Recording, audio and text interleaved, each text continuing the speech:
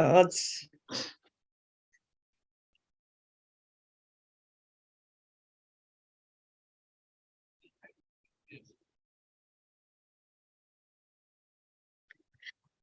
Ready to go, Emily? Okay, welcome everybody to our newest podcast we have going here. So the You Were Happy show with Melanie Wakurka out of Florida. Where I believe we are talking all about like health and wellness stuff, and her organization of Amari Global.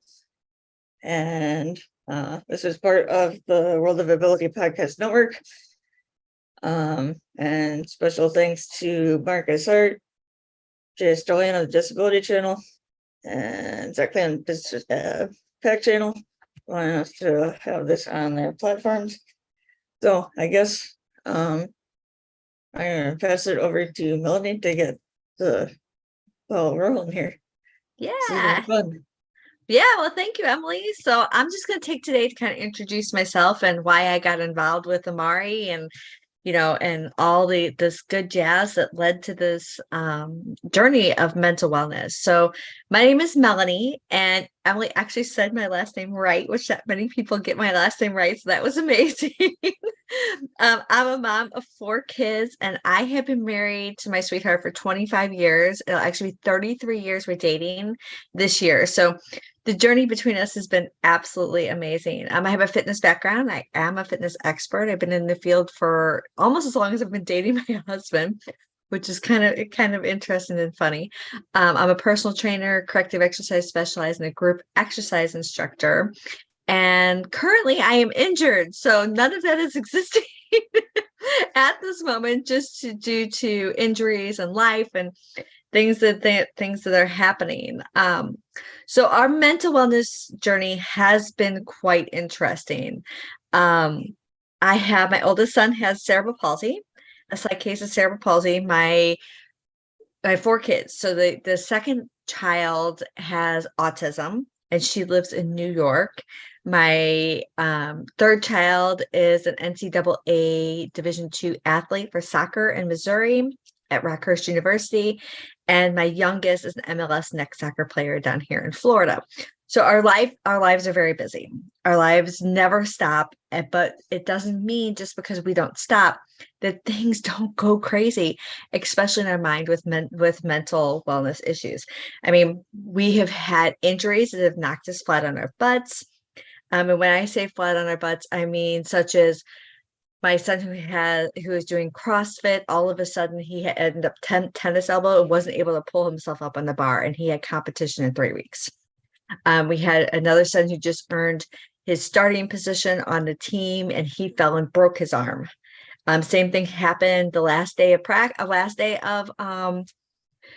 tryouts for my daughter. It wasn't tryouts, it's preseason, and she trips on the field and literally the arm is bent. So we've had struggles, and that comes down hard on a parent. And it's not easy for a parent. So you're worried about your child and how it's going to get done and how the coaches are going to come down on your child and how they're going to fight back. And mentally, it wears on you. So as a parent, the struggles have been they've been real. I would give anything to have my kids succeed. I would give up my entire career for my kids to succeed. So when they're not succeeding, it really weighs on me every single day. I want to solve their problems. I want to get them back. And sometimes you just can't. You just have to sit back and wait. And that's when those mental struggles really build up on you. And I giggle a little bit because it's just so frustrating. And me giggling is sometimes a way to relieve anxiety, which other people don't understand as well. But everybody relieves anxiety in different ways. But when you're injured and you're sitting on the couch and you're wondering what is going to happen next, am I going to get back into my sport? Am I going to get my starting position? Am I going to be able to compete? All the different things build up in your head. The anxiety takes over. You don't get to release your anger in the certain ways. You don't get to release your tension in the same ways you do, and you don't necessarily know how to switch it. Well, when I went with Amari Global, I was having some major issues as a parent. My brain fog from all the kid stress. We just came out of COVID, right? I had a kid during COVID, moved to New York. We had another one right after COVID, going through the NCAA process. And those of you don't know that the NCAA process, when she was going in, everybody who is in the NCAA at the time was rewarded a fifth year with their scholarships. So scholarships were very hard to come by because all those 2 to 3 years, depending on the college that they were affected by COVID, their scholarships were rolled over. So that was a tough thing. We had just numerous things start to happen, and my body took a big hit. I started going into a brain fog where I couldn't see the hand in front of my face. I was tired all the time. Like all I could think about is going and taking a nap. But when I went and taking a nap, I couldn't sleep because my body wouldn't rest. I was having body aches to where the stress would come and I'd have to sit on a heating pad because my body would just hurt so bad. So the stress had consumed my body. Now everybody's like, well, change your diet. Well, meditate. I did. I meditated. I had a whole food, gluten-free, dairy-free, vegan. I said pescatarian because I did eat some seafood. No to low sugars, no processed food diet. So you would think that I'd be doing everything right, but the stress just overtook me. And I didn't know where to go. So I literally took the wrong dog outside and I looked up and I said, okay, Lord, what are you trying to tell me? I'm listening because obviously I'm not doing what you think. So I started taking happy juice, and my husband goes, I'm not getting on that stuff. You go ahead and try it and we'll see if it works. Said, okay, fine. But I'll do about anything right now. Researched ingredients, made sure it was verified because I have allergies, gluten, dairy, and meat allergy. I can't just take anything. And within 3 days, I just felt different. Like the fog was starting to lift. Like I could see people and hear people a little more. And I thought, I'm like, okay, I'm on to something here. Within 2 weeks, my energy had come back. I could hear the kids again and keep up with their energy, right? I was able to go to networking groups and I was able to really start living my life again. I thought my kids need this. My kids have suffered through are having mental issues right now, and they need this. If I back up, the first one had cerebral palsy, the second one has autism. So I knew they needed some help and they weren't quite getting it because my oldest one got on medication and it was not taking care of everything. It was taking care of some, but it was not taking care of everything. So I had my oldest son try it. And the next day he walks downstairs because it's delicious. I come downstairs and he goes, I don't know what's in that stuff, but can I have another one? And you need to tell me why, right? I want to know why. Because I don't know. I just feel different. Within a week, he had, prior to this, quit school, quit CrossFit, and he refused to get a job. And he's 24 years old. Within a week, well, I should say more like a month, a week he felt better. Within a month, he enrolled himself back into school without our permit, without any help from us for student loans, anything. He went back to CrossFit, started competing, and he got a job.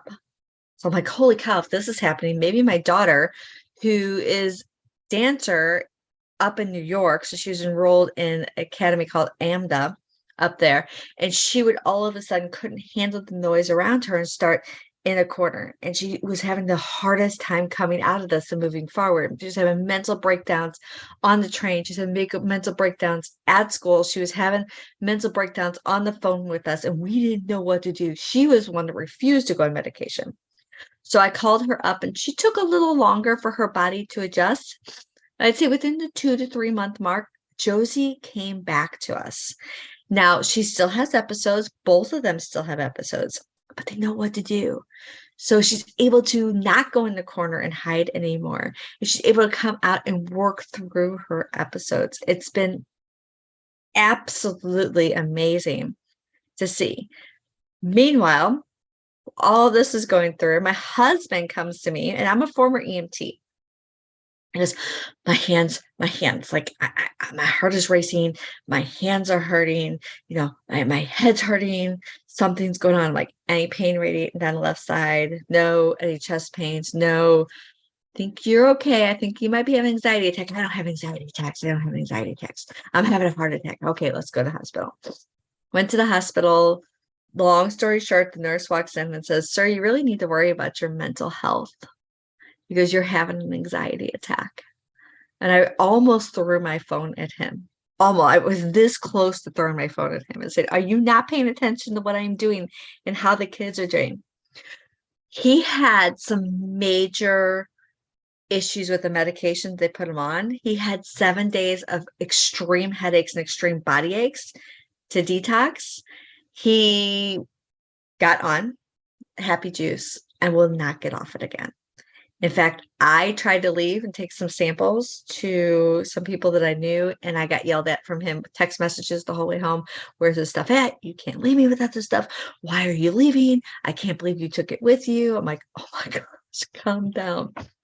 It's been also amazing with focus with my youngest son, who has ADHD, and my daughter, who is in Kansas City, was having stomach issues.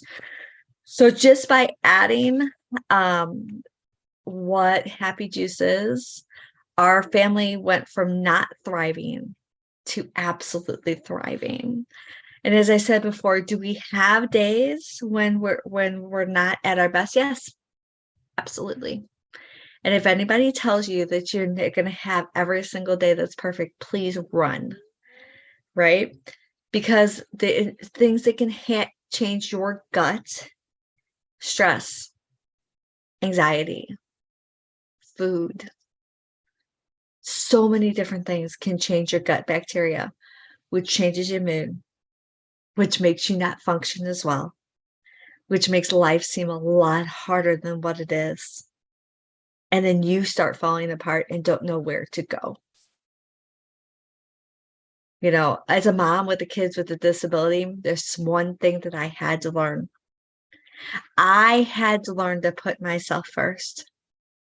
Once I put myself first, things got easier for me because I was able to handle the stress that was coming at me.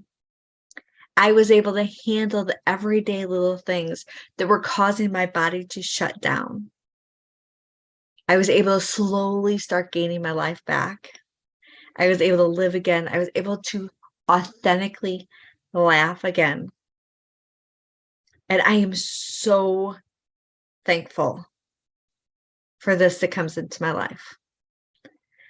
So I'm going to backtrack just a little bit about learning disability, so you know a little bit more about me.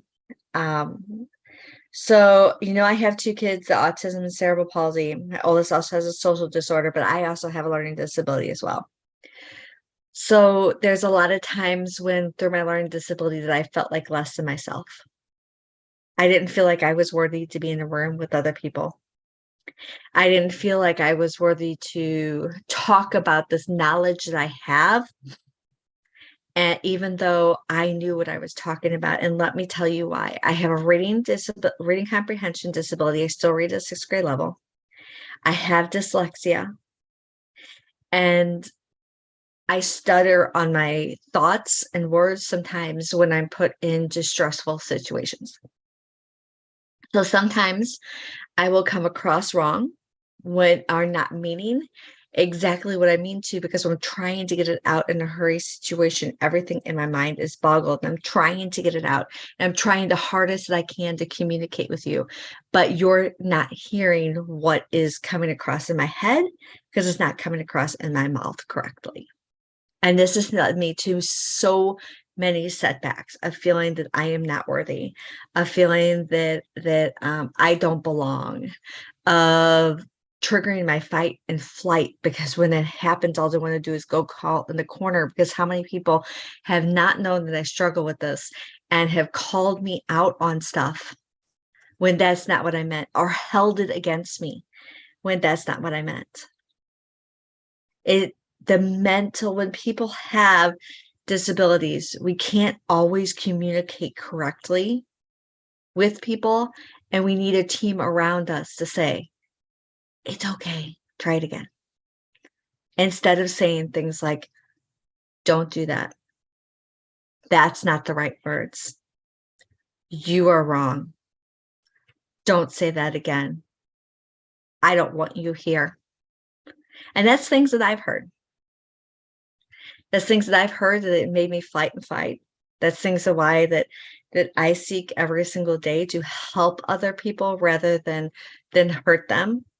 That's why I found Amari Global, because it has pulled me out of my fog to where I can step back and go, you know what?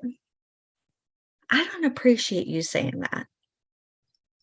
I have struggled for years trying to communicate with us, and I am really trying here. And if you can't see that I am trying, please take a step back, because I am doing the best that I can.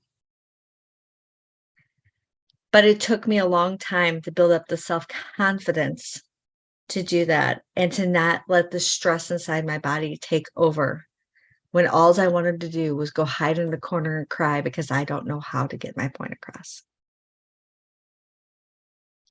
So I'm excited to be doing this podcast. I'm excited to be helping people that don't know exactly where to go when the life is crumbling around them, and to let them know that there are people out there who care. There are people out there who have gotten through the struggles. It's okay to get angry at times, and it's okay to get mad, and it's okay to have setbacks, okay to stumble on your words, but it's how you move forward. And it's the community of people that you have around you to just make you feel absolutely amazing when things aren't going right. So thank you again, Emily, for having me. I'm excited to be doing this. I'm excited to be helping people. Hopefully we'll help a lot of people through this, through their struggles, and get everybody back.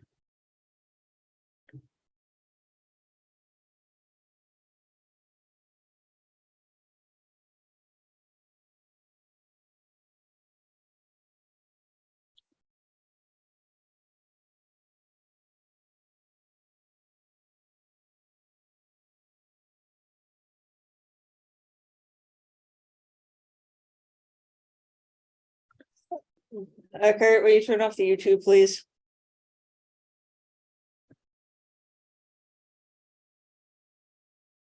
There.